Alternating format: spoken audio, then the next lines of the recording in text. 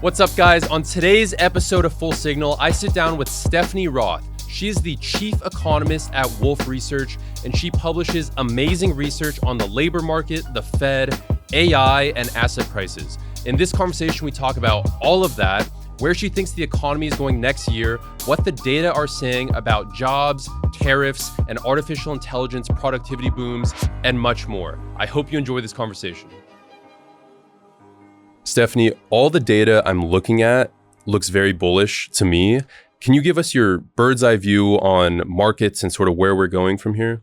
It's funny that you say that the data looks bullish to you, because I would say that's not consistent with most investors that I speak with. They look at the data and they have kind of a negative spin on it. Tell me more. So I would say, especially when it comes to the labor market, there's real concerns about the trajectory of the labor market from here. Our expectation is that it will be a bullish spin, but you look at things like challenger job cuts or the job cuts announcements that are coming out. People are putting a negative spin on a lot of this stuff. The thing is, the economy is likely to turn from here, which will then result in a pickup in the economy, potentially a broadening out in some of the cyclical areas of the market, which you're already starting to see to some extent. And our sense is you'll probably just see more of that. And for the next 3 months or so, you're probably going to see the cyclical trade continue to sort of broaden out on the back of the data that have come out recently. What do you think investors are misunderstanding about the data? I think the labor market is probably the number one thing. And that ties to the consumer as well. So on the labor market, the trends over the summer have been soft, incredibly soft. But that's forgetting the fact that was only a couple months after an incredible shock to certainty. There was one of the biggest shocks that we've seen in history in terms of economic uncertainty when it came to tariffs. That came in April. And some economic studies would tell you about 4 months after a real economic shock, would you see the impact, the peak impact on labor markets. So that would put you in the August time period, which is the most recent month that we have a negative print in terms of payrolls. And now we're likely to see that inflection move in the opposite direction. So just because it was soft a couple months ago doesn't mean that is the direction of travel and things are going to get worse from here. So you're expecting the labor market to improve in the new year, is that right? Yeah, and I think that is a bit of an out of consensus call from us. Investors that we speak with think maybe the economy won't get a lot worse from here, but we won't necessarily see a pickup in cyclical hiring, partially because of views that the economy is still kind of stuck in this slowish path, and then also because of views on AI. And our sense is that it's still too early for AI to be having significant impacts on the labor market so far.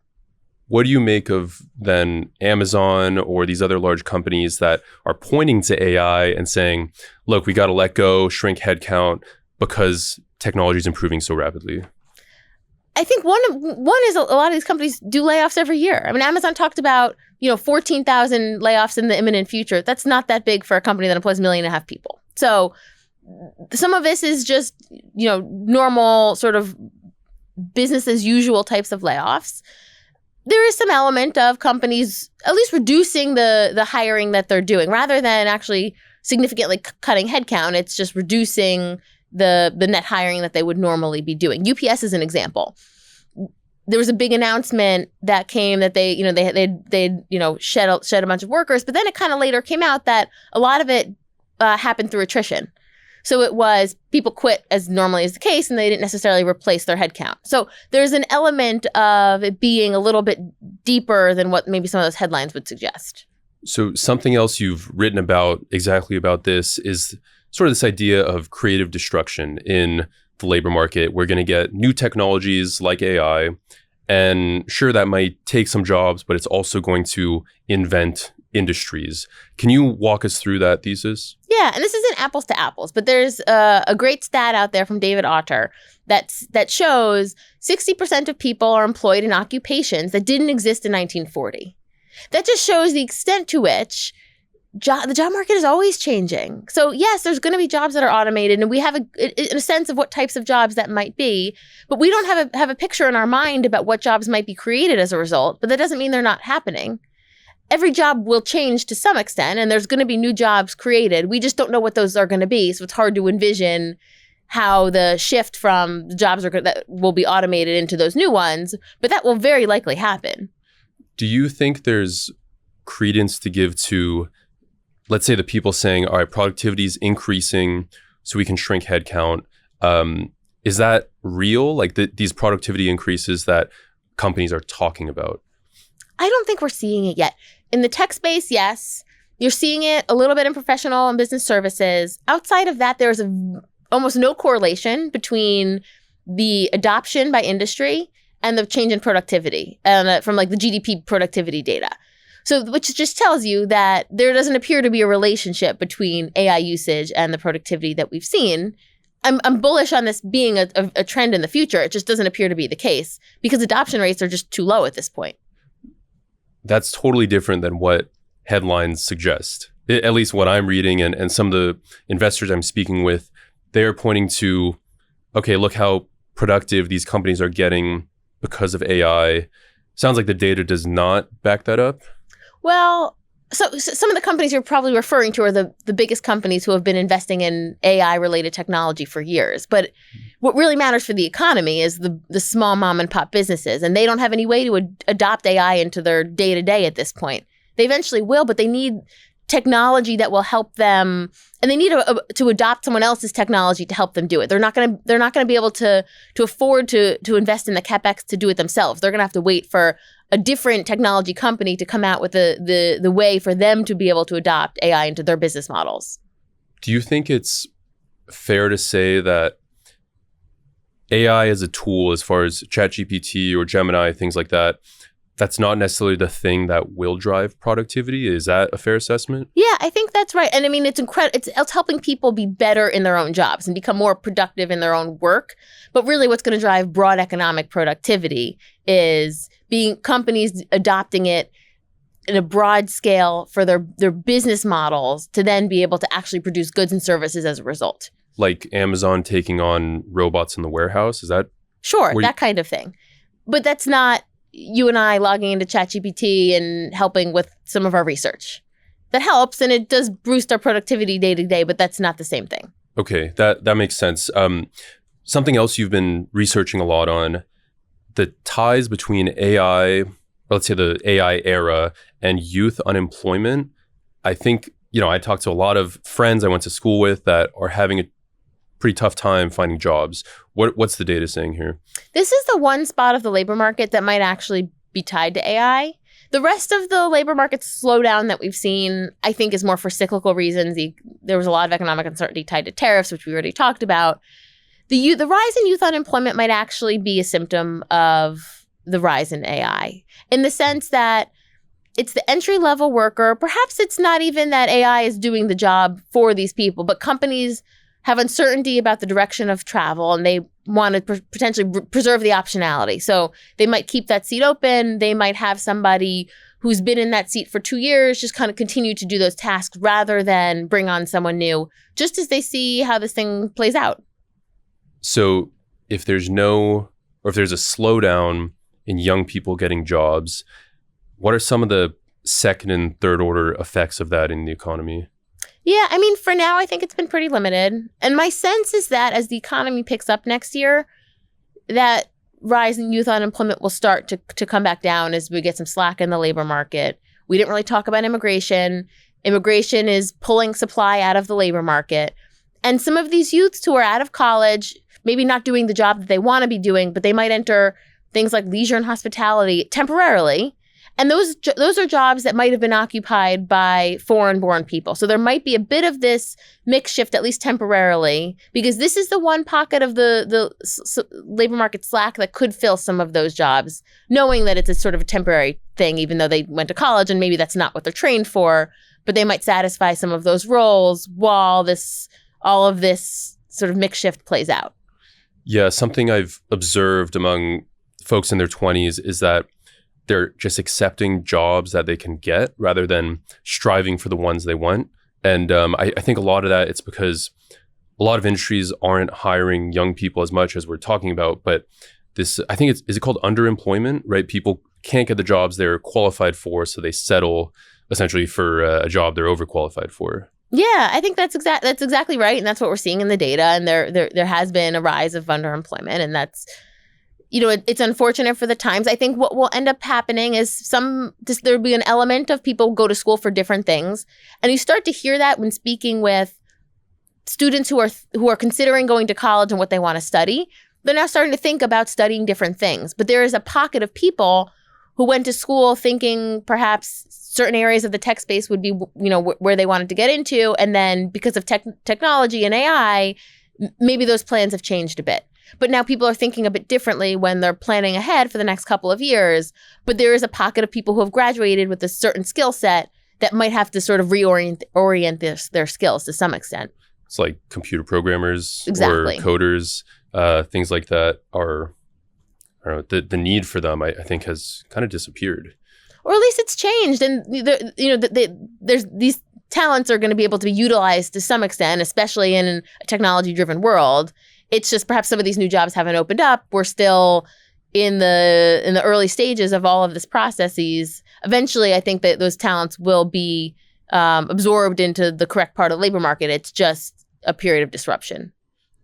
Some of you may not have heard this, but our partners at Public just launched something called Generated Assets. It brings AI into investing in a way I've honestly not seen before. Here's how it works. You type in an idea like AI-powered supply chain companies with positive free cash flow, or something like defense tech companies growing revenue over 25% year over year.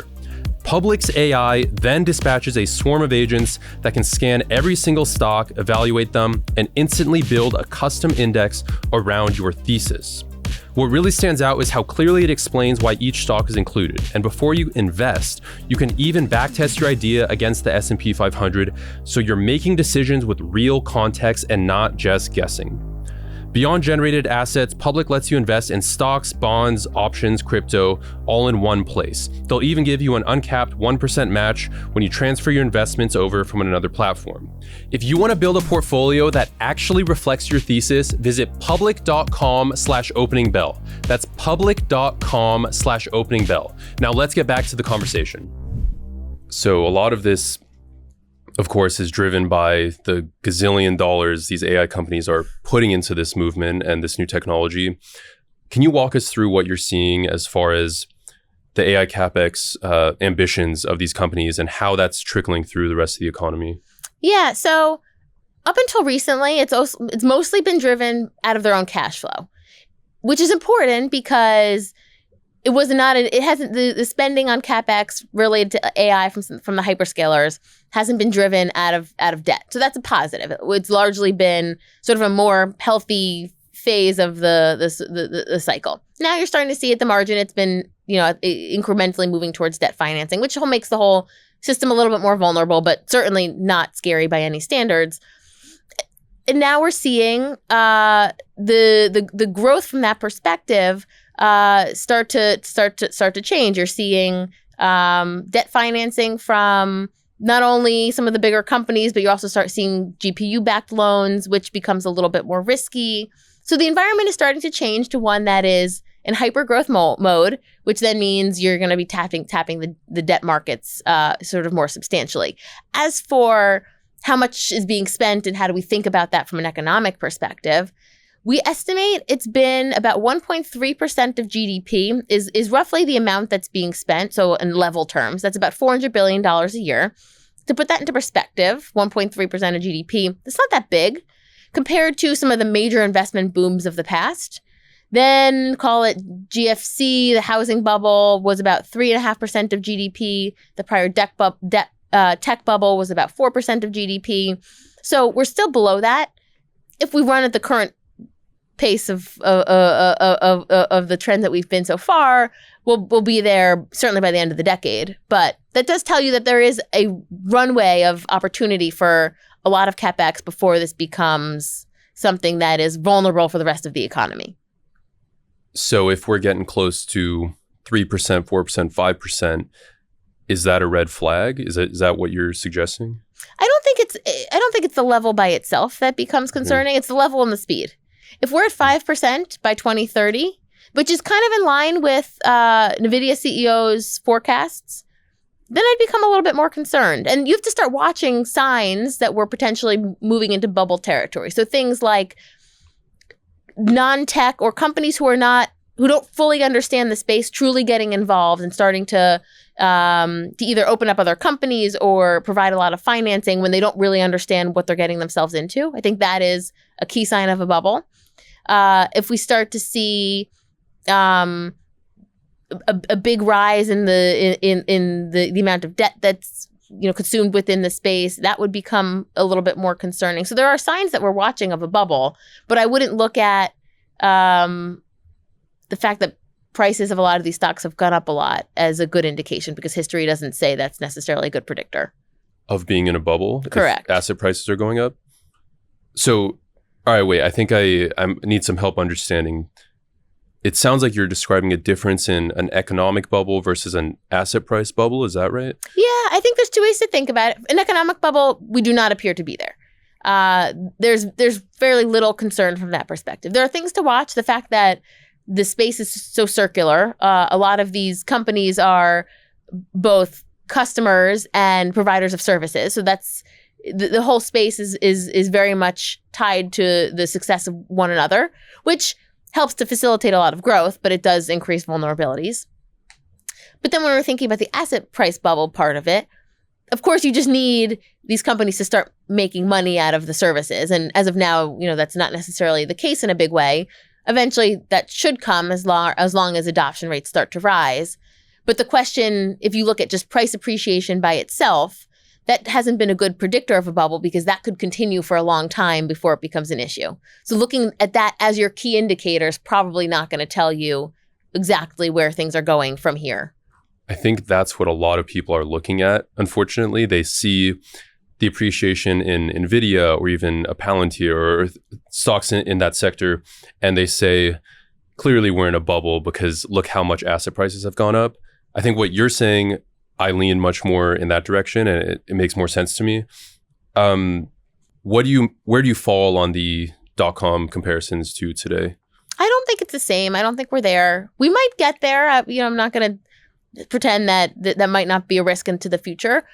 But right now, we're very much in the early stages. I don't think we're in bubble territory. We might eventually get there. You're starting to see signs of vulnerability start to rise. But I would certainly not take the opposite side of it. I would be very much invested in the space. I think there's going to be a lot of growth. Of course, there might be pockets of time where more cyclical parts of the market could outperform, but I wouldn't bet on that in the long term. I would bet on stuff tied to AI as being the winner in the next 2 years. Beyond that, I would just keep a close eye on some of the sort of bubble metrics, just to sort of make sure you're not investing in a space that is on the brink of a crash. And there will be some winners and some losers. What do you think investors are misinterpreting? Because what you're saying, I totally agree with, but that's not what most people I'm speaking with are talking about. I think there's been recent concern. I mean, the narratives continue to shift, right? I mean, if you were around 6 months ago, nobody was worried about it. A couple months before that, there was real concern about DeepSeek and China taking over, and then that faded. Then it was AI is going to continue for the next number of years, and there's nothing going to stop it. And then all of a sudden, more recently, there's been more concern about AI as a bubble. Is there increased risk? Is there concerns that loans that are backed by GPUs are actually, the GPUs are going to depreciate a lot faster than what is on balance sheets? These narratives come and go. I think just taking a step back and looking at the fact that AI is going to drive an incredible amount of change in this country. Every job is going to change as a result. There's going to be a lot of productivity gains. We just don't know exactly how this is all going to play out. But I think what we do know is AI is here to stay, and the concerns about bubbles or excess debt in the space, to me, just seems a little bit overrated. Yeah, that makes sense. And something I'm looking at as well as a concern with AI that I do think is actually a red flag more than the bubble stuff, the exacerbation of the K-shaped economy. So you have asset owners that are probably going to continue doing very well because asset prices are going to go up as the AI boom continues. But then if you're not in the market, I don't know how that sort of bifurcation resolves itself. Yeah, the K-shaped economy is tough. The one positive for the lower part of the K, actually there's a couple positives for the lower part of the K. The first and foremost is that if the economy picks up, it will likely take the whole thing with it. So some of what's exacerbated the bottom of the K this year has been the economic slowdown and the fact that wages have been soft, particularly at the low end, because that's the most cyclical parts of the economy, generally speaking. So if we just see a turn in the economy, that should help at the margin. Then you have stimulus, which is going to hit in Q1, Q2 of next year, tied to one big beautiful bill. That will help, not necessarily the very bottom of the K, but the group slightly above that. And that cohort will benefit from no tax on tips, no tax on overtime. They should get some, fairly substantial checks when it comes to tax filing season. They'll get bigger tax rebates than is normally the case because the taxes were retroactive to 2025, but they didn't change their withholding. So throughout the year, they were paying their typical taxes, but then turned out the law ended up changing, in which case they're going to get a rebate from the government. So that will help parts of the consumer as well. I mean, I think it's fair that there is a very small portion of the population who's not really invested in equities, but it's a lot broader than it has been. Younger people are much more invested in equities than they've been. Even lower income people outside of the very low income, sort of more on the lower middle income people are now more invested in equities. If you look at, there's one stat I like to highlight, in terms of people who are 35 years old, just as an example. So millennials today own about 23% of their net worth in equities. When baby boomers were 35 years old, they only had 6% of their net worth in equities. So that just tells you the extent to which is this is broadened out, and it's younger people are now much more invested, certainly than they used to be.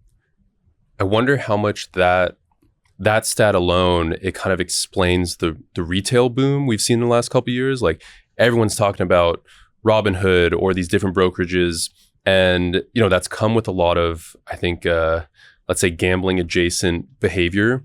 But it sounds like if young people are more invested in the market, there's a broader retail engagement. Could you argue it's good for the wealth effect long term? Yeah, I think provided that cohort is invested in the right stuff and they're not taking sort of more risky bets than perhaps the average investor is taking. But provided, the market continues to do well, which is my base case. Yeah, I think that does benefit a very broad part of the population. And that's one thing driving consumer spending in the past couple of years. It's been, even though overall income growth for the economy has been sluggish, and that's a big function of that as a labor market. Labor market hasn't been particularly robust, but spending has been pretty good. And one big reason, or at least my assumption for one big reason, is that the wealth effect has actually driven a decent amount of spending. Is that what we saw with the boom in Black Friday shopping and Cyber Monday? Because that kind of surprised me, because I've been hearing so much and reading so much about how much pain the consumers are in, but then Black Friday was huge. So what happened there? Yeah, so I think the headlines that we've seen on the consumer somewhat recently have been misleading about the overall consumer. We've seen headlines about some of the fast casual type restaurants, fast food restaurants, seeing some disappointing sales. I don't think that was necessarily representative of the actual consumer. There were, individual stories, whether it was, expensive food or, just changing preferences. But I don't think that was representative of how the consumer actually spends. So it is a consumer that is slower than where it's been, but they still, want to spend. They're a little bit more picky and a little bit more value oriented, but that doesn't mean they're not spending. Real quick, we'll get right back to the interview. Just wanted to pop in and say, if you like this content, I write a newsletter every single morning called Opening Bell Daily. I cover macro, the stock market, asset prices, why things are going up, why they're going down. And if you want to get that for free, you can sign up at the link in the description. Let's get back to the interview. So I did see this week, I think it was Dollar Tree or Dollar General reported very strong earnings, and they expect their year ahead to be better than what analysts were expecting. And, it's sort of pointing to this broad sort of flight to value for lower income, but also middle and wealthier households are looking for these, ways to save, I guess. Is that, I don't know, what do you make of that? Yeah, I mean, I think we've seen a lot of the consumer retailers have come out and had some better guidance recently. And I think the reason is because the consumer, one, is just starting to pick up to some extent. Two, they're aware of these large stimulus that's going to hit the economy in Q1 and Q2. And by the way, the stimulus is coming for the pocket of the population that has a very large tendency to spend stimulus that's sent to them. So it's different than if stimulus goes to the wealthier individuals. They're much less likely to spend it. They're more likely to save it. But as we saw during COVID, that was just a key example of if you give money into the pockets of people who are slightly lower income, they're much more likely to go out and spend it. And it's these types of companies and these types of industries that will likely benefit. It's the sort of lower end retailer. It's the fast food chains that are likely to benefit. It's less likely to be big ticket items because the money isn't that big. So it's the sort of smaller ticket purchases that are discretionary that should benefit at the end of Q1, beginning of Q2 of next year. Does any of that have an impact on inflation? I don't think it'll be too inflationary. This is something to keep an eye on. Q1 inflation could be a problem in and of itself. There tends to be a lot of inflation in Q1 in the sense that, one, the seasonals aren't very good at capturing that. And by that, I mean, the BLS seasonally adjusts their data. So they take the data and they adjust it for all the seasonal patterns to kind of smooth everything out. And they have trouble doing that in Q1. Q1 tends to be a period of time where there's a lot of price adjustments and it's hard to properly account for that.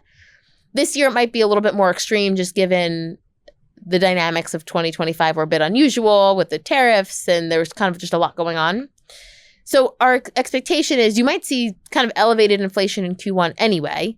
On top of that, yeah, you might see a little bit of inflation. Companies might try to take the opportunity if they start to see the consumer pick up to pass on some of the margin hit that they took associated with tariffs. But I don't think it will be that extreme. It's not something I'm overly worried about, but I would caution that Q1 inflation data might be more disappointing than the rest of the year.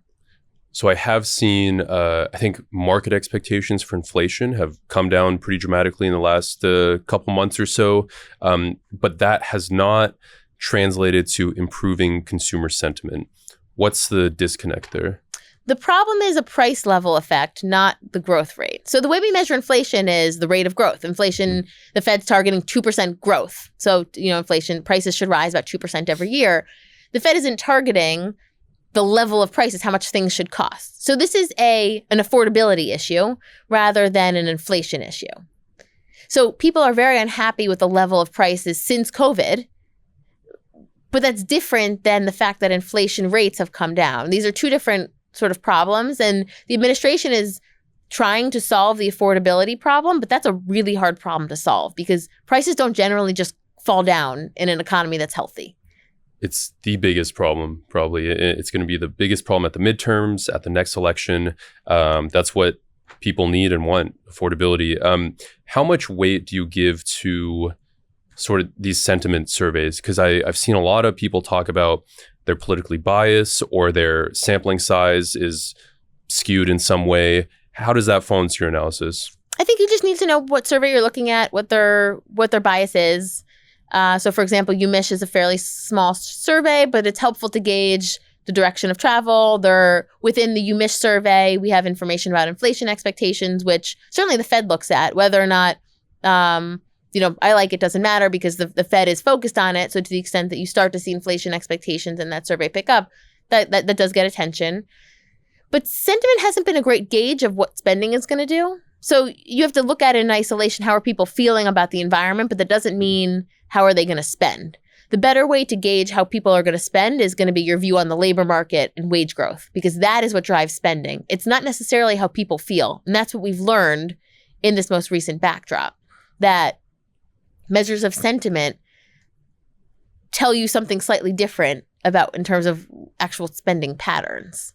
Well, I think there's really been a big disconnect between the two, as far as what my understanding of it is, because I don't think people they don't report feeling the way that they're behaving as far as their spending patterns. And I mean, even unemployment, I know it's a tough labor market, but the unemployment rate itself it's still at kind of historically low levels. So that's something that I've been sort of confused on as well. Yeah, and I mean, so most people who, if you haven't moved your jobs or found yourself unemployed, you're still at your job, and wage growth is growing a little shy of 4%. So it's growing a little bit slower than what, the Fed would like to see, but not too bad. So it's an environment where the bulk of the economy is still making their income and has the ability to spend. Of course, the rise in the unemployment rate is something that we have to all watch, but it's not as if, the economy is decelerating in such a way that there's no coming back from it. We are at a critical crossroads, though, in the sense that if I'm wrong and the labor market continues to decelerate from here, then we do have a problem. Because then you're in an environment where you're really seeing the labor market start to decelerate, and the firings are going to pick up. I don't think that will happen. I think we'll start to see, and we're, the claims today, unemployment claims that were just published look pretty good. Which is a sign that firing is not picking up. But if I'm wrong, that's the direction of travel. We're at a period of time where the economy has slowed so much and the labor market has slowed so much that you can't really slow that much further without an issue. And you kind of have to pick up. Otherwise, that's kind of a problem. And the Fed knows that too. So to the extent that we do end up in this path where you start to decelerate, they will certainly start to cut more. Where does the Fed fall into this as far as the next guy after Powell? So, I mean, it's looking like it'll be Hassett, formal announcement to come, but it's certainly shaping up in that direction. While he is a lot more dovish than Powell and certainly a lot less independent, it's a vote by committee. I don't expect there to be that much change. We've been going through each of the Fed members' dots. So they publish their dots, which are their projections for for the future. If you look at 2026 in particular, replacing Powell with a more dovish chair doesn't actually move where the projection is for them to actually cut for next year. So it's not likely to have as big of an impact as many people expect, which is why markets aren't moving tremendously on the back of, all this noise around, a more dovish chair, because there's not that much that will probably change as a result. What do you make of people warning that if it's Hassett or even one of these other frontrunners, this is sort of a deterioration in Fed independence? I think what we learned in the last couple of Fed meetings is that Fed independence is a lot more credible than we thought. So if we round a couple meetings before that, there was real concern that the Fed was starting to fray, and there was a significant fraction amongst Fed members. Then 2 meetings ago, when both Fed Governor Waller and Bowman did not dissent, because that was a key message that they kind of sent. Even though they both wanted the job as Fed chair, neither of them dissented at that meeting. And it was, Governor Myron did. And that told you that they were preserving that Fed independence. And those were the 2 people who were largely expected to dissent. It wouldn't have been as big of a deal because it was kind of anticipated. And that was a statement that the Fed is a lot more independent than we thought. So I think that's why the concerns around Fed independence have started to fade most recently, largely because of that statement. Kind of an unofficial statement, but that statement. And we, in the most recent Fed meeting, we saw the same thing. Neither of them dissented. And that kind of tells you that the rest of the Fed members are going to continue to do business as usual and focus on the economy and the data as it comes. Yeah, I think that totally makes sense. I haven't been as worried as maybe some others about Fed independence in the new year, because I think, as you say, it's only one vote on the committee. And I think, the Fed chair, symbolically, they can bring a lot of things to the table, bring up a lot of conversations on policy, but they'd have to convince the entire board to vote with them if they wanted to, do something radical like a 300 basis point cut or something. And I don't think that's what any of these frontrunners are going to do. So I want to get your thoughts on some of the policy from Washington as far as the economic impact. You mentioned one big, beautiful bill. What does that do to the outlook for economic growth as far as how it contrasts to what the Fed can do? Yeah, I mean, so it should be a decent boost to growth for next year. Our estimates suggest it should boost growth by about 0.4%. So the bill. Okay. The reason is through the consumer stimulus, there's some business provisions that should help at the margin on R&D expensing and bonus depreciation, basically just incentivizing businesses to invest now so they can depreciate those expenses. So that should be a bit of a tailwind, but I think it's more on the consumer side. The bill is written such that the stimulus or the good stuff happens in the near term, and then the pay-fors or the stuff that's bad for the economy happens later. And the question is whether does that actually happen, or when the time comes, does the next president end up just, sort of canceling some of those pay-fors? What are some of the bad things that you're mentioning? So healthcare is probably number one, Medicaid cuts. Number two is the tariff stuff. So that is hitting, but it already hit. There's a little bit on SNAP, but it's not that big. So I would say the main things are on healthcare, but that really doesn't start to hit until, the next couple of years. So we really have about 2 years where the net of the bill is stimulus for the economy. I think concerns around the bill that I've seen are that it's just too much. There's an inflationary impact, but it doesn't sound like you are worried about that. Not so worried about it. The main reason you'd have to expect that what we talked about earlier, that the consumer, the checks going to consumers is going to create a lot of inflation.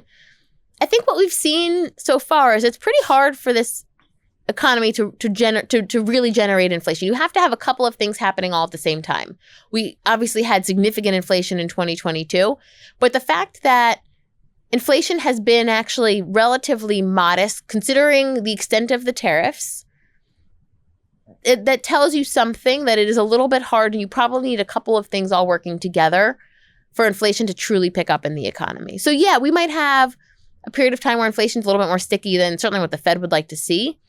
But we're talking about the economy running at 2.9, maybe 3% inflation for longer than would otherwise be the case. We're not talking about 3.5% or 4% inflation. That's really hard to generate in this economy. I think a lot of people were expecting to see that this year because of tariffs. Why do you think most economists were so wrong about tariffs? I think there's a couple things. One, companies passed through a little bit less of it than was expected. They shared kind of the burden. About half of it, based on our estimates, half of it was passed on to, or half of the amount that was passed on to consumers. There's still some that's kind of lingering out there in inventories and, kind of unaccounted for. But of the amount we found that 60% has been absorbed, and half of that has been absorbed by consumers. One other piece, in speaking with investors and other sort of macro-focused people, is the fact that tariffs are charged on the value of import, not the value of final sale. So, for example, a sneaker company, they import, let's say the sneakers are $50 at import. So your tariff might be 15% on your $50. And then let's say they sell it for $100. Well, your tariff rate relative to your $100 item is now 7.5%. So that immediately waters down the tariff rates. We're all thinking about the tariff rates. Oh my gosh, if you apply that to 20% of consumer spending, that's still a big deal, or consumer spending on goods. But you have to also remember that a lot of this gets watered down through the process because companies mark up prices. So once you actually compare it to the final price, the actual CPI impact is a lot smaller than expected. And then to some extent, you've seen some of the exporters absorb some of the tariffs, especially when it comes to, say, autos coming from a lot of Asia. That is something I've not heard too much about. So, Stephanie, I super appreciate you coming on. Where can people find your work online? So you feel free to reach out to us. Reach out to me, sroth at wolferesearch.com. Happy to connect you with our sales folks. And thank you for having me. Okay, thank you very much.